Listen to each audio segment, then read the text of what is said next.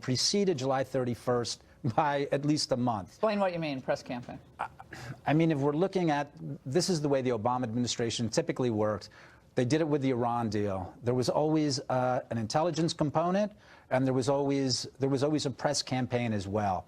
That's how the Obama administration worked. These two things happened. They were political operations. I think that what happened here, I think that we're making a little bit of a mistake by looking simply at the spying part of this. So when Clapper and Brennan get on TV and they say spying is the highest form of patriotism, I think that we're paying a little too much attention to the spying. It was a larger political operation to dirty the Trump campaign. The text messages that we've seen thus far, and more seem to be trickling out every now and then, indicate that there was a lot of interest in the White House as to how this was proceeding. Now, defining what this was still remains to be seen. Right. But you have the struck page texts about, you know, they want to be kept apprised of what's going on. What is the likelihood that Susan Rice or Obama or Ben Rhodes or any of these people had no idea that this stuff was going on? What are the chances of that in your mind? Yeah, I think it's highly unlikely. As I said, my experience looking at the Obama administration is mostly through the Iran deal. So when Russiagate popped up, I said, I know what this looks like. And it goes up very high, and a lot of significant people are looking at this. This is not simply in the FBI or the DOJ. So this could have been cross-intelligence agencies, DIA, CIA, FBI, military. I mean, who knows at this point? I don't think we know exactly who yet, but there seem to be a lot of prominent figures who come in who are involved. One of the things that I always come back to, which I've written about, is when John Brennan is effectively screaming at James Comey through Harry Reid, telling him to get on this, telling him to start looking at Trump-Russia connections. I think that points to the fact that John Brennan may have a hand in this. But Kevin, we also find out that the initial reporting, which goes to what Lee said about George Papadopoulos and that first contact he had with Alexander Downer, where he said, the Australian diplomat, where it was initially reported that he said, well, there are thousands of emails that Russia has from the Clinton campaign.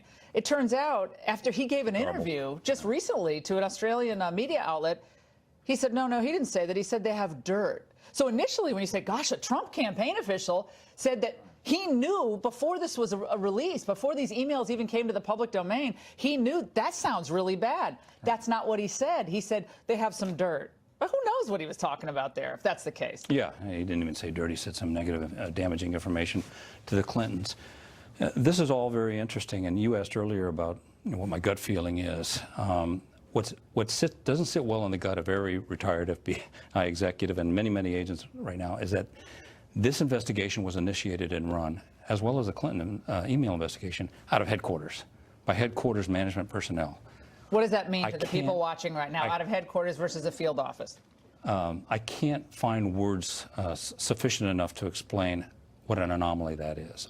In my professional experience, I don't remember that ever occurring. The FBI, by design, puts its investigations out in field offices away from the heat of Washington politics for a good reason.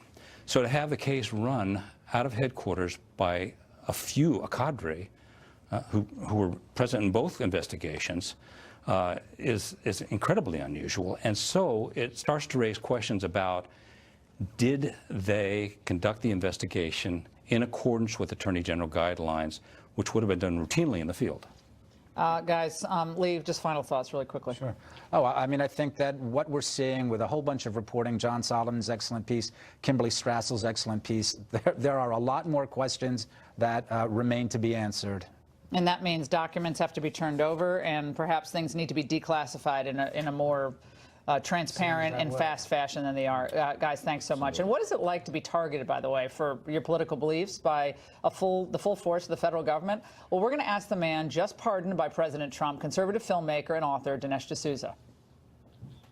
Dinesh D'Souza, thanks for being with us tonight. Boy, this pardon has set off a firestorm of freakouts among people on the left. And today we had an especially big freakout from a former Obama U.S. attorney, Barbara McQuade, who was on MSNBC this morning. Let's watch. It concerns me that not only is he violating the norms of not going through that normal process, but is he painting a narrative that can be convenient for him that sensitizes the public that the government is sometimes, or maybe even often, very unfair to people, which I think has long-term damaging consequences to the criminal justice system. The left has freaked out more over my pardon than maybe any other. I was watching something on CNN, I think it was earlier today or yesterday. These things become a blur. And they were saying how dangerous it is that I got this pardon. And I was thinking about that, and it occurred to me that I think I know what they're getting at. It's dangerous to them. It's dangerous to their ideology. And it's dangerous in a way that other pardons, I mean, think of the Clinton pardon of Mark Rich. You've got a guy here who's an international arms trader and possibly a tax fraud and involved in all kinds of rackets. But he's not dangerous to the ideology at CNN. In fact, he helps to support progressive causes. He gives money to the Clinton Foundation. I, on the other hand, am a non-white immigrant. I came to America with $500 in my pocket, and I've been exposing the whole progressive ideology. So I'm dangerous in that way. They're right about that. John Avalon on CNN today was also, I mean, again, the media, the Democrats, the never-Trumpers, they're all questioning why this occurred. And let's watch. What are you supposed to think about this? Yeah. I think you see this as the power of the presidency means a get-out-of-jail-free card. But this is also someone who's been a self-styled conservative intellectual who's really just been a Twitter troll for a long period of time right now, appealing to all the worst instincts and conspiracy theories. Well, I've never alleged any conspiracy by anyone. What I have done is expose the sordid racist history of the Democratic Party, a history that actually continues to the present. I've also exposed a lot about Obama. Look, Obama would not have indicted me if I didn't make a film that deeply upset him. I didn't just go against his ideology. I kind of got into his head. And sometimes when I speak on campus, people go, well, gee, Dinesh, what makes you think that Obama even saw your dumb movie or even cares about anything you have to say? Well, the reason I think that is because he was attacking me on his personal website, barackobama.com. So there you go. This is a narcissistic president who believed in the vendetta and recruited goons like Eric Holder and Preet Bharara to then carry his water for him, to go after me. And every little CNN indication and of my others, case shows that subscribe to their liberal ideology, Dinesh. Their point is that people like you and people like me, we're alt-right. Do you notice how that's changed now? You're not a conservative, and you're not winning in the arena of ideas. You're alt-right, or you're xenophobic, or I love it when they call you racist. That's always fun. And so it's a way to avoid an argument, a debate. We saw this going back to college. Dinesh and I went to college together at Dartmouth College. Way back before they called it political correctness, they were trying to avoid the fundamental debate about the greatness of Western civilization, how off track they have been on so many issues, the decline of true intellectual thought and diversity of thought. They didn't want that debate. They wanted to shut down debate, which is in line with wanting to shut, frankly, you down, or even this show. I mean, here's a tiny detail about my case that's so revealing. This Clinton appointee judge who adjudicated my case, the same guy who said, oh, no, there's no political targeting here, as part of my sentence, he sentences me to mandatory psychiatric counseling. Now, let's think about this for a minute. What about my case? Here I've given too much money, my own money, to a candidate, a college friend of mine running for office. I'm not Jeffrey Dahmer. I didn't put bodies in the refrigerator. Why do I need psychiatric counseling? If not, that it's the progressive view that I'm not just wrong, but I'm somehow crazy, that people who disagree with them require not persuasion, but therapy. And so this is a kind of re-education project that was attempted on me, and finally the judge just became super frustrated, and he threw up his hands and basically said, the re-education has failed, this man cannot be psychologically rehabilitated, which I took as a great compliment. Yeah, well, they tried, Dinesh. They should have put you up on the rack. Maybe they should have waterboarded you. That would have actually been an enhanced interrogation that they would have supported on the left. Dinesh, I also want to get your thoughts on some comments made tonight by Steve Bannon, featured tonight on CNN. He seems to be re-entering the public arena. He's been over there in Italy, maybe working on that populist movement over there. But he said this regarding the Mueller investigation. I've been a big proponent of Mueller. I was the guy that said, don't fire Comey. This thing's petering out. I've always said, he's a combat Marine, great individual. That ought to play out as it's going to play out. In fairness, Laura, I just don't know what to make of it. I mean, I will say that actually Mueller was the head of the FBI when my case first surfaced, and the Congressional Oversight Committee had been trying for a while to get my FBI file and couldn't. And then finally they got it redacted, but in it identifies me as a prominent critic of Obama. And I think that's very interesting, because why is that in my file? If this was a case of Lady Justice being blind, they're merely investigating a campaign violation, why highlight my politics? I think it's because the FBI, the Mueller FBI, was signaling to the Justice Department, the Holder Justice Department, here's a guy who's one of your political enemies. Here's a guy you may want to go after. So this is the stuff that the left is doing behind closed doors. This is what makes people like me dangerous to them. This is why I'm not an ordinary conservative, but somebody who ultimately they would like to see locked up. Well, they've seen and they've tried to silence conservatives before. Again, going all the way back to college campuses, they shut down speakers. You've had problem on college campuses. Obviously, Ann Coulter, we're going to talk to her in a short while. She's had problems, even being able to speak, physically being allowed to speak and participate. And now that's being, in the Obama era, Dinesh, that was actually used as a tactic, intimidation. Following a Fox News reporter, Cheryl Atkinson, thinks her computer was broken into. I mean, these are intimidation tactics that go beyond the stuff that would normally think of. So they're worried about Russia, but they're adopting the tactics of the old Soviet Union. It's stunning.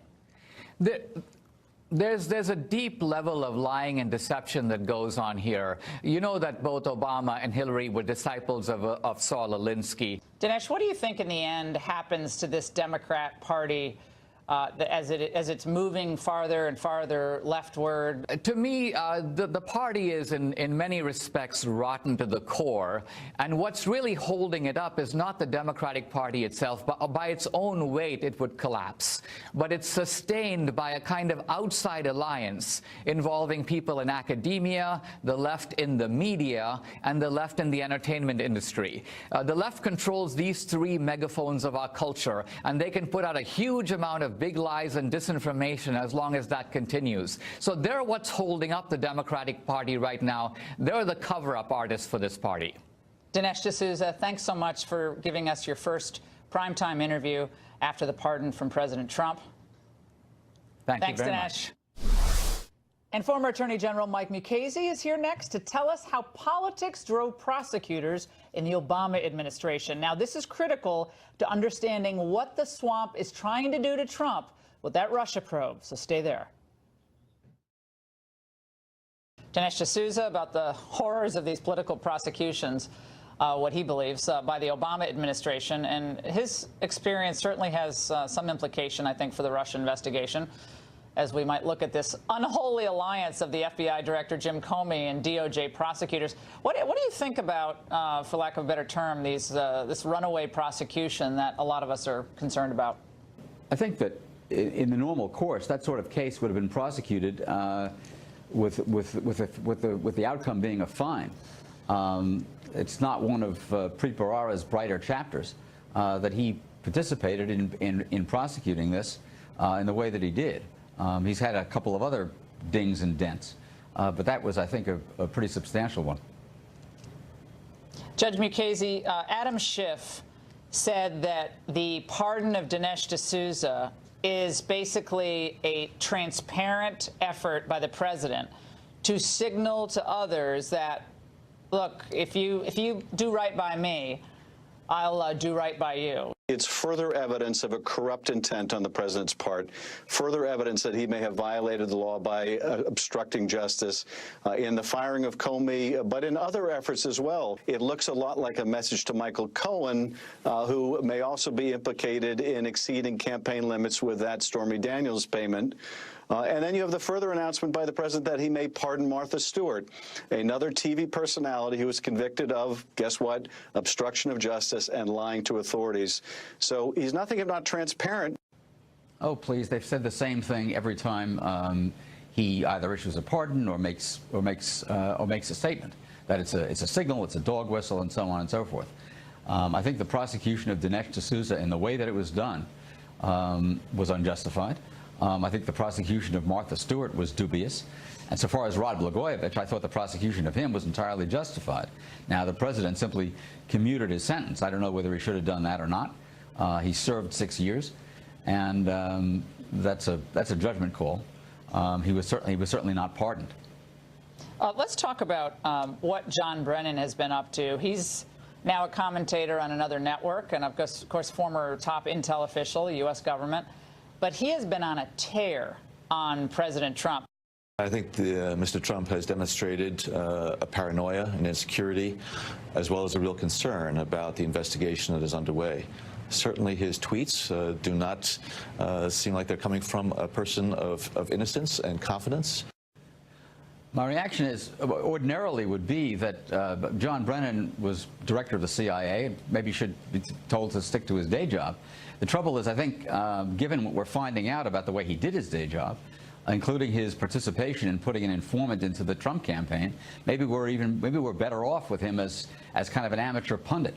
I think that he may be projecting his own views, if I may be an amateur psychiatrist for the moment, onto the president, because he is going to have a lot to answer for, I believe, when the entire story gets told about what the CIA was doing in connection with the running of the investigation, and what it was doing with regard to what had been its informant, and his being put into the Trump campaign. We talked a little about this on radio this morning, Judge, but you made a great point, and you asked this question, which is why you're so smart. Who paid this informant? Was he just doing this pro bono, this work for the Clinton campaign or for the U.S. government? Well, I mean, what was it? Who paid?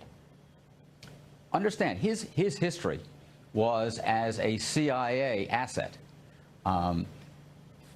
Being put into an FBI investigation is very odd. Understand, these two agencies, number one, don't share their toys very well, and aren't supposed to. The CIA is supposed to operate in an outward-looking, foreign-directed fashion. They're not supposed to be doing anything in the United States. There's a statute that restricts that. The FBI conducts intelligence investigations in the United States. And for him to be put into essentially an FBI investigation, I kind of like to know how that happened, who coordinated it, who paid him, and how that was arranged, and when it was arranged. Barbara McQuaid is a former U.S. attorney appointed by Barack Obama, and she said the following today. I think today's news about Michael Cohen really shows you what he expects in an attorney general. His experience with a lawyer is someone like Michael Cohen, a pit bull, a Roy Cohn, someone who will protect him, someone who will be very aggressive in defending his interests no matter what, being loyal to President Trump as opposed to loyal to the mission. And if that is his motivation, that is a crime. For her to comment on what President Trump's expectations are in his attorney general, when the attorney general who served in the Obama administration, Eric Holder, referred to himself as the president's wingman, strikes me as pretty rich. Yeah, I mean, you were attorney general. I mean, talk about the relationship between a president and the attorney general. People are making this out to be such a crime that President Trump wanted an attorney general whose first instinct it was not to recuse himself. Now, the recusal issue is something, we've talked about before, but that has stuck in the president's craw. Now, if I were the president, I would not be tweeting, I wish I hadn't selected Jeff Sessions. I don't know what he thinks that gets him. I don't think that's particularly wise to do, but nevertheless, that's how he feels. He thought, well, why am I appointing you attorney general if the first thing you do is recuse yourself? Well, the circumstances kind of caught up with Jeff Sessions and with the president. And at the time that Jeff Sessions recused himself, it may be that he technically didn't have to, because the investigation at that point was a foreign intelligence investigation, not a criminal investigation. But then, due in large measure to things that the president said and did, it became a criminal investigation. And at that point, regulations required that Jeff Sessions recuse himself. Now, for the president to suggest that somehow Jeff Sessions should have had the gift of prophecy and known that the situation would develop that way, I think is ridiculous. And for him to start claiming that he should have appointed somebody else is inane. It doesn't, as you point out, it doesn't serve his interest, particularly when he's got an AG in place in the person of Jeff Sessions, who is pursuing his agenda and very effectively bringing MS-13 cases, immigration cases, concluding a huge antitrust settlement, effectively running the Justice Department. So I think you ought to quit complaining about that. Judge Michael Mukasey, former Attorney General of the United States, thanks so much. Good to be with you. Now, you might have suspected that Samantha Bee's apology to Ivanka Trump, well, might not have been so sincere. But you won't believe how phony it was until Raymond Arroyo reveals what she said last night behind closed doors when the press wasn't invited. Don't move.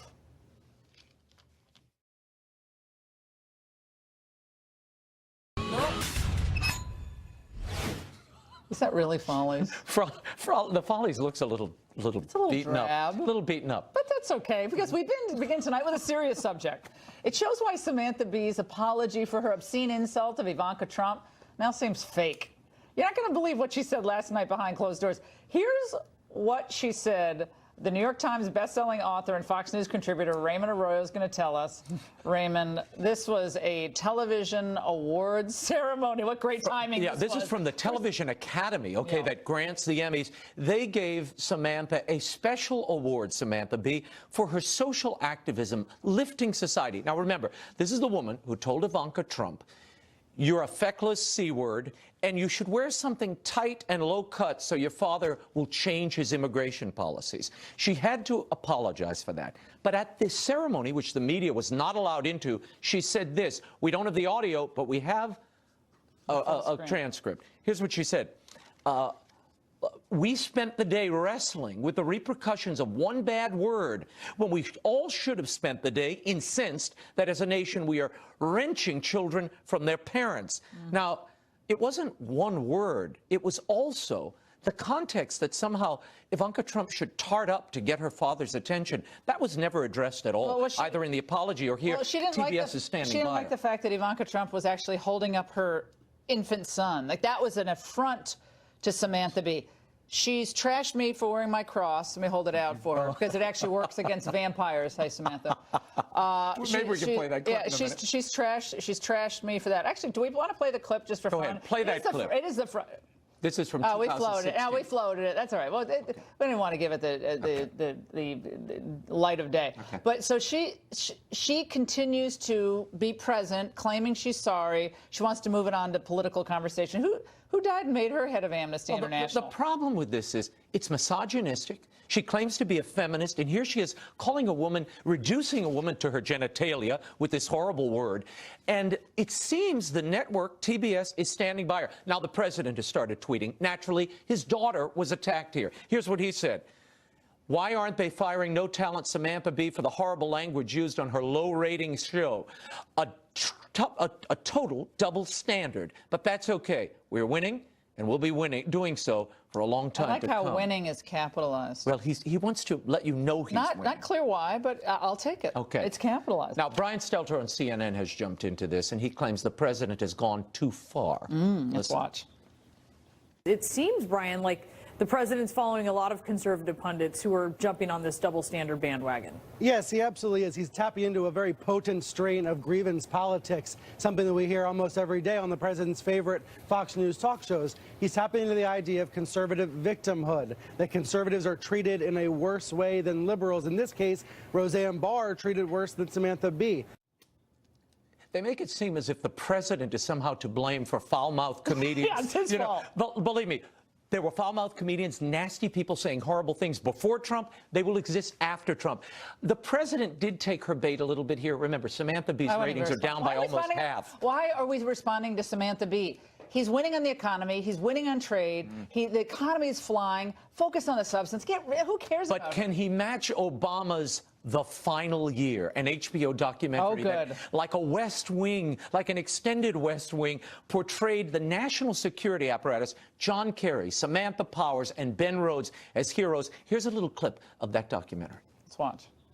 We got to make sure it'll be harder to dismantle in the event that we take a different turn.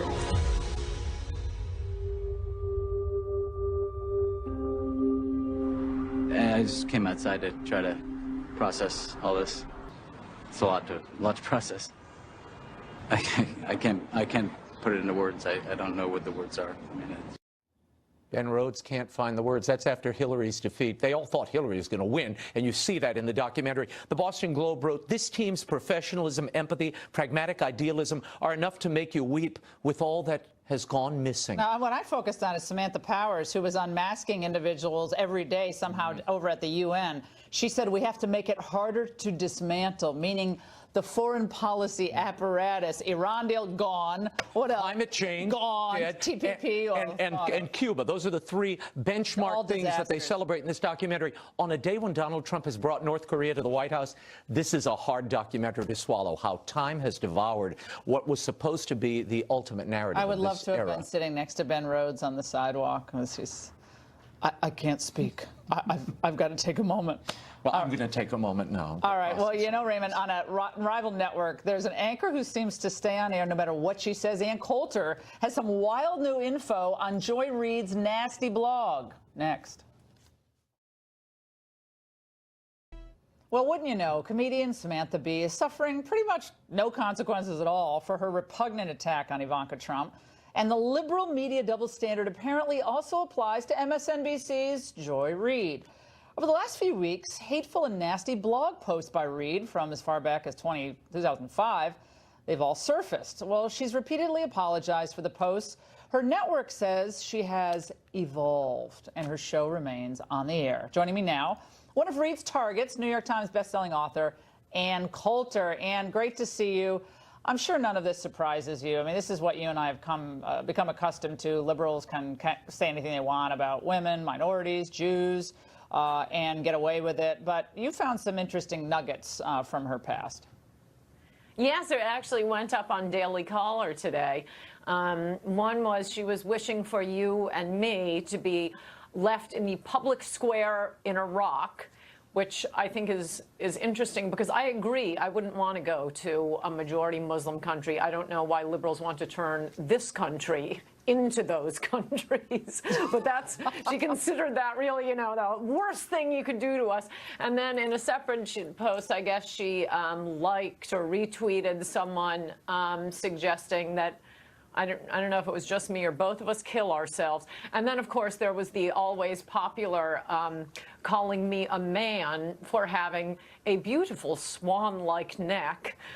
Liberal women, as long as we're being frank here, aren't used to that because they have rolls of fat on their neck. They're really taken aback by my beautiful swan-like neck. But the point of all this is, I mean, these nasty, nasty things that get posted by liberals, it shows they just wanted to get rid of Roseanne. I've been told my entire life, oh no, newspapers, TV stations, they're just trying to make money. It's whatever the public wants. No, it isn't. It has never been that. Liberals say much, much worse things, but they're part of the political agenda.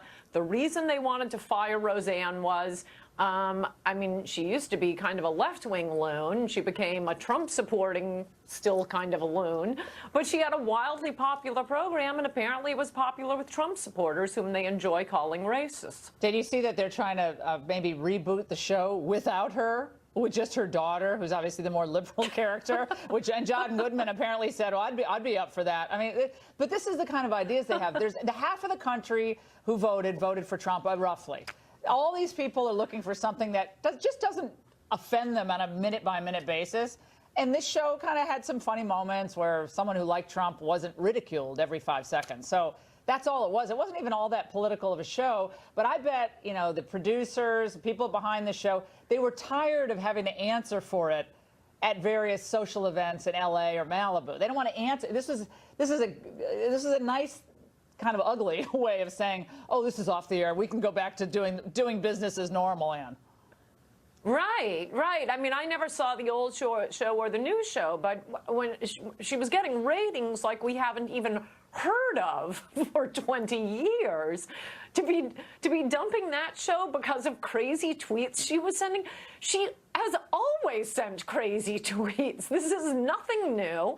I mean, you know, I don't want to be sent to the concentration camp. Yes, I condemn her tweet. But she's always sent crazy tweets that are deserving of condemnation. It has nothing to do with that. And if they really cared about offensive tweets and so on, well, obviously Samantha Bee and Joy Reid wouldn't be on air. But we got to keep them. And I want to talk about where this party is going. I talked earlier to Dinesh about this and how everything has become radicalized. They claim that Trump's the radical, where he's kind of really pretty mainstream and wants to work with Democrats on trade and other issues. And yet we see the Democrats now lurching toward perhaps an Elizabeth Warren, a Kamala Harris, maybe Cory Booker in 2020. And then you have the old establishment figures like John Boehner out there a couple of days ago. He came out and he's still sniffing and harumphing clearly about Donald Trump. Let's watch. I want to talk to you about what's happened with the Republican Party. There is no Republican Party. There's a Trump Party. The Republican Party is kind of taking a nap somewhere. What do you think about old Boehner's comment? I hope it's not a nap. I hope it's dead. I want the Republican Party to be the Trump Party. We might start winning again. But I thought John Boehner was off promoting marijuana or something. Yeah, he joined some marijuana board, and you know, he said he was always against marijuana until he just became an advisory board member of, you know, in other words, kind of an informal lobbyist for legalizing pot across the United States. And you wonder why I want the Republican Party dead. And moving on, just move it aside. I mean, it should go the way of the Whigs. This is, I think, a great turning point, as it was with when Lincoln took over. That party has served its purpose. Yeah. All it did was lose elections, serve corporate interests. Now Trump has to do what he actually ran on. Yeah, well, he has a long road to hoe there. Ann Coulter, thanks so much. And while the left slashes at the president, the economy is setting records and making history. Up next, the inside story from Larry Kudlow from the White House.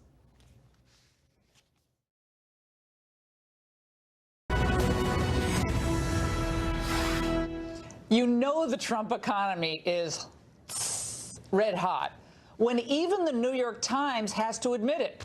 Check out this reporting. Its headline, "We ran out of words to describe how good the jobs numbers are." And it also went on to say the economy is in a sweet spot with steady growth and broad improvement in the labor market.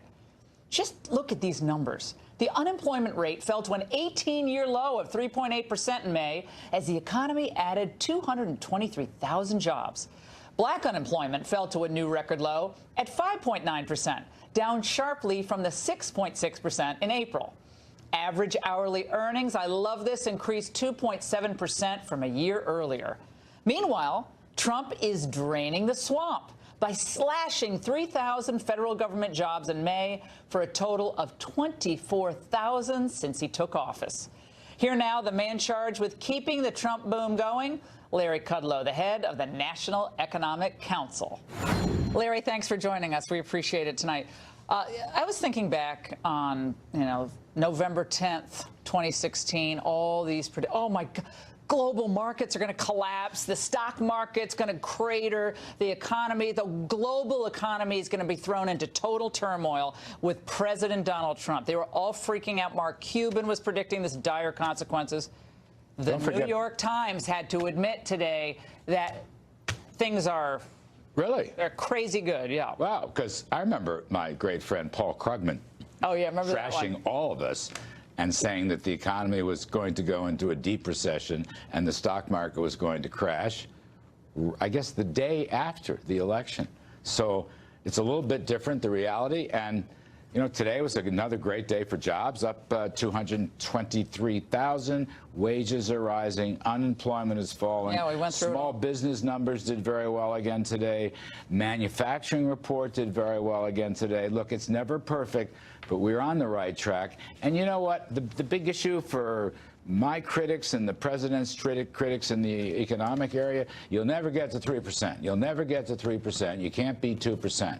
Well, right now, we're running 4 quarters, 2.9%, and the second quarter, according to the Atlanta Fed's model, GDP now, 4.7%. That's their estimate. I'll be happy with 3. They're saying 4.7. Oh, when's the last time the economy had a quarter at 4.7%? Go. Can you figure?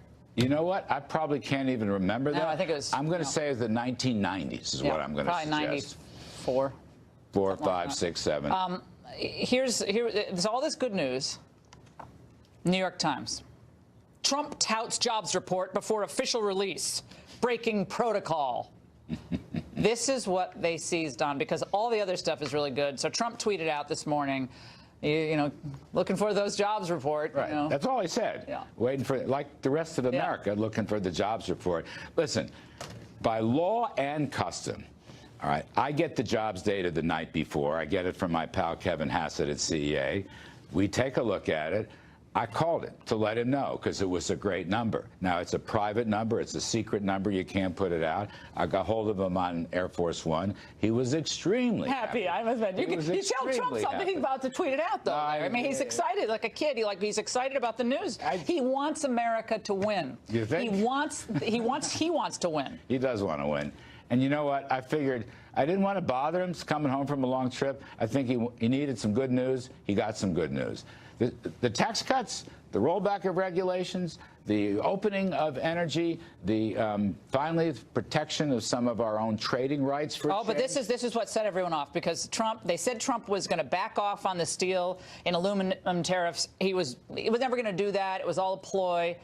But now looks like he means business. All these people criticizing him, they don't know how to predict what Trump's going to do. Here are some of the headlines today. Trump's trade war is bad for business. This is a weird, self-defeating way to bring concessions from allies. Bloomberg. New York Times. The Trump trade slump may yet happen. May yet happen. Axios. How a Trump trade war could slow down the global economy. Trump's trade war would be very bad for many Americans. And just a smattering of some of the headlines. One thing I'll say, people looking at this stuff should understand that when President Trump says something, they should believe it because he's going to follow through on it. So look, I don't want to see a world trade war, tariff war. We don't have anything remotely like that. From day one, we've gone after China. They deserve it. Their unfair and illegal trading practices had to be dealt with, okay? They're stealing our technology. That has to be dealt with. What about our allies? What about Canada? What about the EU? Well, you know, President has talked to them. We're still, in the announcements yesterday, we spent a line or two saying that we're still in discussion, and particularly singling out Canada and Europe. We're still in that discussion. But look, we've asked them to help us on the steel production and the overcapacity. We've asked them to help us on what the president calls reciprocity. So if we sell an American car in Germany, we pay a 10% tariff. If they sell a German car in America, they pay a 2.5% tariff. Now, why can't they bring theirs down to 2.5 or even 0? Why doesn't the rest of Europe understand that we have to have a level playing field? Look, I'm not a big tariff guy. I'm known as a free trader. But at President some says point, he's a free trader. He wants reciprocal, fair trade. That's what he says. I want to put something up. No, hang on. That's been our conversation. See, look, free trade will really help economic growth, okay? But you can't have free trade if all these countries, most particularly China, are engaging in unfair and illegal trade. Well, they're subsidizing their companies, so as is Canada. Cleared away. Canada's dumping $200 million into Toyota production in Canada. They're subsidizing, not to the tune of what China's doing. I want to put up something on the screen for people, so people get why the president believes we have to right the ship here with these tariffs. China, the trade deficit for last year, $375 billion in goods and services. Canada, $18 billion. Mexico, $71 billion. Japan, $69 billion. Germany, $65 billion in deficits. Now, the Wall Street Journal and all our free trader friends, that doesn't matter. It doesn't matter. But then they wonder why people turned out to vote for Trump. Manufacturing jobs, blue-collar jobs. We used to have 18 of the top 20 steel manufacturers in the world. Now we have 2, and none of our steel companies are in the top 10 today, Larry. Well, look, we actually run a surplus all in with Canada. The issue. Now, that's when you're doing the timber thing, right? I'm doing the services thing. I mean, I want to give. Now, goods and services, it's $18 billion. But the issue here, I don't really think it's trade deficit. It's not my favorite metric. The issue here is tariffs and non-tariff barriers. So they won't let us sell to them. They won't let us export to them. We are the most competitive economy in the world. A recent poll just said we vaulted back into first place. The OECD just said we're the fastest growing economy. But tariffs are going to ruin it all. That's what the globalists are saying. That's what all your friends at the Journal are saying. Well, I don't know. I would like to see a level playing field. President Trump is, in his heart, a level playing field guy. He's a free trade guy. So let's clear away. The whole world trading system, by the way, has been broken for years and needs to be fixed. Yep. A lot of presidents have gone down this road, and then they never do anything. He's gone down this road, and he won't stop. In 1990, China's economy, I believe, was smaller than the size of Italy. Now it's, I believe, 10 times the size of Canada. So Japan, excuse me. Fair trading and free market capitalism will beat the Chinese. And I give the president a lot of high marks for sticking to it. And he is not going to let go. Folks should listen to him and come. We're in a family squabble with our allies, okay, in Europe. But guess what? They couldn't stand. It couldn't keep going the way it was going. Come to us. We can make deals. We're going to have plenty of talks. But they've got to do their part. Otherwise, the president has laid out the sanctions. He'll do it. Larry Kudlow, thanks so much for being with us. Thank you, Larry. Appreciate it. We'll be right back. This has been a great week. Soaring economy, the North Korea summit's back on track, and the left-wing media covering for their own hate speech, that's been further exposed. All in all, pretty good. Remember to tell us how you think we're doing on Twitter, Facebook. We'd love to get your feedback. Have a wonderful weekend with your family. Fly your flag. Time now for Shannon Bream and the... This is a Fox News alert. Major developments at this hour on North Korea and China.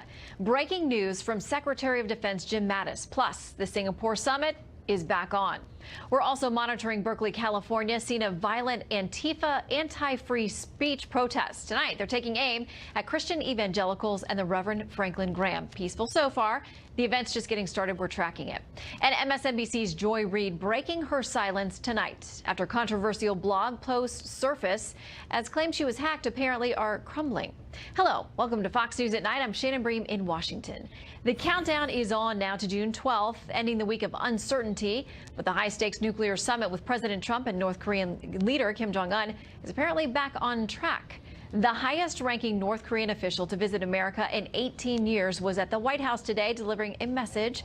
Kristen Fisher has all the details. Joins us live here in Washington. Good evening, Kristen. Hey, Shannon. Well, to have a top North Korean official in the Oval Office, that's a hugely historic day all by itself. But on top of that, to have President Trump emerge from that meeting and tell reporters, pack your bags, the summit's on, today really had all the makings of a true turning point in U.S.-North Korean relations. But now comes the hard part, convincing Kim Jong-un to give up his nuclear weapons.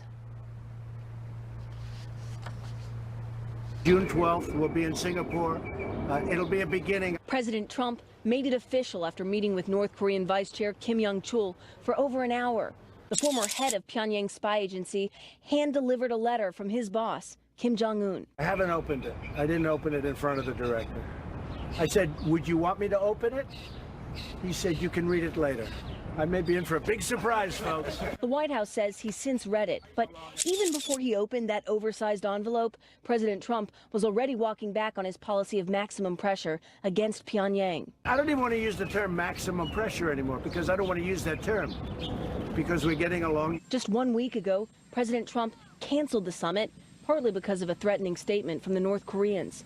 But today, he said, I think we're over that, totally over that, and now we're going to deal, and we're going to really start a process.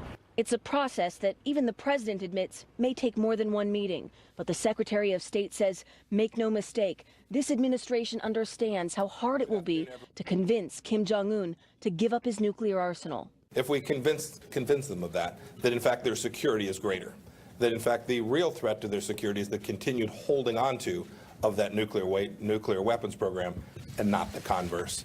We've had lots of conversations around that. After going from Little Rocket Man and Fire and Fury to this remarkable photo in a matter of months, there is a sense that in this administration, anything's possible. But there are still plenty of skeptics. I'm skeptical, others are skeptical, but I think the president is right to try and test this guy's intentions. Is he serious? Does he want to bring North Korea into a new age and help his country economically? Let's try it out. Let's look him in the eye and see if it works. But let's have a healthy John Bolton-esque degree of skepticism that this guy's going to put everything on the table for us. Now, in addition to the summit with Kim Jong-un, about an hour ago, we learned that the White House is in the very early stages of planning for a possible summit with Russian President Vladimir Putin. But that potential summit is far less solidified than the one in Singapore, which is now just 11 days away, Shannon. It's hard to believe. It's a bit of whiplash. Kristen, thank you very much. Defense Secretary James Mattis slamming Beijing tonight at a security conference in Singapore over its military buildup in the disputed South China Sea. Despite China's claims to the contrary, the placement of these weapon systems is tied directly to military use for the purposes of intimidation and coercion. Mattis warning the Pentagon will, quote, compete vigorously where we must when it comes to China's role in that region. Well, today the president said he's put a hold on new sanctions against the North Korean regime because he doesn't want to use the term maximum pressure. But less than a week ago, he was doing just that. Let's bring in senior fellow at the Foundation for the Defense of Democracies, Anthony Ruggiero. Great to have you with us tonight. Thanks for having me. Okay, so let's talk about a couple of things. Let me start with the South China Sea with Secretary Mattis before we move on. He says it's not okay for them to build up these islands and put weapons on them. What do we do now? Well, I mean, there's not a lot we can do right now. I mean, I think that it's going to be tough, but I think using the freedom of navigation with the military going forward, I think that it's good to hear Secretary Mattis be very clear that we're going to object to this and we're going to work with our allies, build up our allies' military to fight against China, who's basically saying that they're going to do whatever they want to these artificial islands. And they've been pretty unchecked for the most part over the last few years with respect to that. So let's talk about North Korea now. This top North Korean official, General Kim, today with the president, we're told he was just going to drop off this letter from Kim Jong-un. They ended up talking for nearly an hour and a half. What does that say to you? Well, it says to me that the North Koreans really want this summit. They've done a 180, really, just as the Trump administration has done a 180 as well. I think, you know, it was only a week ago that we were talking about the summit was going to be canceled and we're going back to maximum pressure. And now apparently maximum pressure is off the table and now we're back to the summit. But really, this is all, you know, window dressing for the real question. Has North Korea decided to denuclearize? And it doesn't look like they have made that strategic decision, with the evidence coming out today that the explosions at the test site were nothing more than just theater. So they really haven't done anything right now. Okay, I want to play something the president said today about how he views this playing out. Here's what he said. I think the relationship we have right now with North Korea is as good as it's been in a long time. They had no relationship under the previous administration. I read an interesting piece today where the analyst was talking about the fact that the president will try to build a relationship. It's not going to be so much about policy, but about how he likes to do, where he relates with these leaders and tries to find things in common, and they become quote unquote friends in some way. How important is that relational aspect with a leader like Kim Jong-un? Well, you know, Kim Jong-un is really a despicable despot, unfortunately. I mean, the way he treats his own people. So I think we have to keep that in our forefront of our mind. And the North Koreans, this is their game. They will drag this out for years on end. And so for them, that's probably music to their ears. What we really need to be doing is saying upfront denuclearization, show us evidence of that. Otherwise, we're really just playing into Kim's hands, unfortunately. And what we've heard from Secretary Pompeo yesterday, over the last couple of days, and the president yesterday and again today, it really sounds like they're managing expectations. Like this could take weeks, months, years. I mean, this is not something that happens in one meeting. What do you think the expectation is going to be? Because people know that this has been a problem for decades. It's not going to get solved overnight. I don't think it's going to be solved overnight. Our relationship is not going to be different overnight, but the question of whether they've decided to give up this weapons program is something they can answer in relatively short order. Now, removing the program and dismantling that, of course it will take more time than a few months, but we can't allow them to drag this out for years because that'll work to their advantage. They'll just wait until the next president, which they've done for 25 years. And this president likes to get things done, and he has said if they're not serious, he's walking away from the table. We saw it last week. So we'll watch and see. I can't believe it's just 11 days away. Anthony, thanks for joining us tonight. Thanks for having me. Good to have you. All right, new questions tonight for Deputy Attorney General Rod Rosenstein surrounding his role in the firing of former FBI Director James Comey. All of this coming to light because of ousted FBI official Andrew McCabe's secret memos. Chief Intelligence Correspondent Catherine Harridge has details for us. Catherine? Shannon, the Deputy Attorney General Rod Rosenstein, who has oversight for the Special Counsel Russia investigation, is under new pressure tonight to recuse himself. Earlier today, Fox News obtained this letter from senior Senate Republican Lindsey Graham, who questions whether Rosenstein has a conflict of interest. The special counsel probe led by Robert Mueller is investigating obstruction and the firing of FBI Director James Comey. When President Trump fired Comey a year ago, the president cited a memo drafted by Rosenstein about Comey's handling of the Clinton email case. In today's letter, Senator Graham asked the Deputy Attorney General whether he is a witness for the special counsel obstruction investigation. Quote, when President Trump fired Director Comey in May 2017, he relied on a memorandum prepared by you to justify the firing. If so, should you recuse yourself from further interactions with and oversight of the Mueller investigation? After Comey was fired, he testified to Congress last year about the episode and what he described as shifting explanations from the White House. The president and I had had multiple conversations about my job, both before and after he took office. And he had repeatedly told me I was doing a great job and he hoped I would stay. So it confused me when I saw on television the president saying that he actually fired me because of the Russia investigation. The Justice Department confirmed to Fox that they have the senator's letter but offered no further comment. In a separate development, the long-awaited Inspector General's report that looks at the FBI and Justice Department's decision-making leading up to the 2016 election has now been pushed off for at least a week. A hearing is on the calendar for June 11th. Shannon? Catherine Harridge, thank you very much. Well, days before California's massive primary, the Reverend Franklin Graham, the son of the famed preacher Billy Graham, is speaking tonight in an unusual place, Berkeley, California, epicenter of those violent attacks by so-called anti-fascist or Antifa. When conservative speakers show up to speak, Antifa is planning to be there tonight, too, for this Christian rally. Trace Gallagher is here to tell us how it is looking tonight. Trace? Shannon, the Reverend Franklin Graham is well aware that Berkeley is among the most liberal cities in the country and that trying to sway students and residents there into voting for evangelical Christian candidates is, to say the least, a long shot. But the Reverend Graham also made it known that he came in peace and did not come to judge. The 65-year-old preacher is, of course, the son of the Reverend Billy Graham, who passed away in March. But unlike his father, Franklin Graham is taking on a bigger role in trying to get evangelical Christian candidates elected to office. Prior to Berkeley, the Reverend Graham held rallies in some of California's more conservative areas, like the Central Valley. But regardless of the audience, the message is consistent. Graham believes America is in trouble because of a huge political divide. The election is over, and I think we need to try to pull together Democrats and Republicans, and we need to work together for the good of our country. There is also a certain irony about a conservative Christian preacher holding his rally in a park named after liberal icon and civil rights leader Cesar Chavez in an area that firmly supports both abortion rights and gay marriage. And although some notices on social media called for demonstrators to protest the Reverend's speech, the gathering appeared to be very civil. a sharp contrast to the February 2017 scheduled appearance of right-wing Speaker Milo Yiannopoulos, which was canceled when a group of left-wing protesters set fires, damaged property, and attacked members of the crowd. Conservative speeches at UC Berkeley by Ann Coulter and Ben Shapiro were also canceled because of clashing protesters.